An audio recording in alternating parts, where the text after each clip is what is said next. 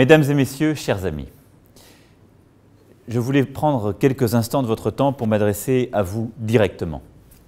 Il y a 25 ans que nos deux pays entretiennent des relations diplomatiques. 25 années d'histoire commune, de destin lié, entre aussi des peuples dont les liens s'enracinent beaucoup plus profondément à travers les siècles. Dans ce contexte, beaucoup de choses ont été faites ces dernières années, mais le 17 juin 2018, une étape importante a été franchie.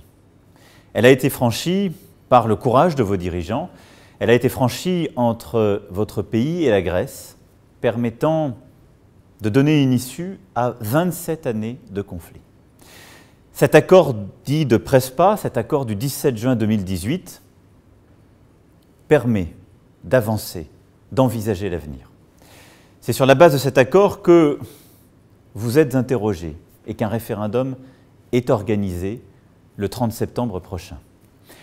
Alors, je sais toutes les discussions qu'il y a et qui appartiennent au débat démocratique de votre pays. Mais de là où je suis, parce que je crois dans notre continent, dans la force de l'Europe, dans la force de l'intelligence collective et des coopérations qui sont les nôtres, je voulais m'engager et vous dire ma conviction. Je sais qu'aucun accord n'est jamais parfait.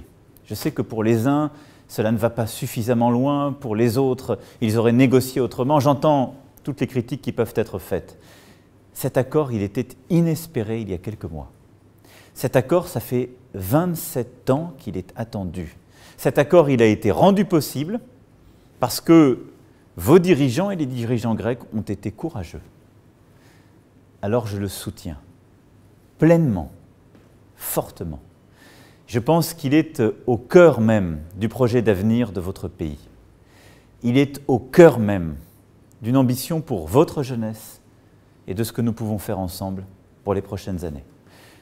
Voilà, mes chers amis, mesdames et messieurs, le message simple, clair, humble que je voulais vous passer. Je ne suis pas vous, et vous aurez à voter souverainement dans ce débat politique important pour votre pays. Vous aurez à choisir et à décider de modifier votre constitution ou non pour le rendre possible, à devenir la Macédoine du Nord que permet cet accord. Je m'engage fortement pour le oui, et je crois très fortement que cet accord est bon pour vous, pour toute la région et pour l'Europe. Je compte sur vous.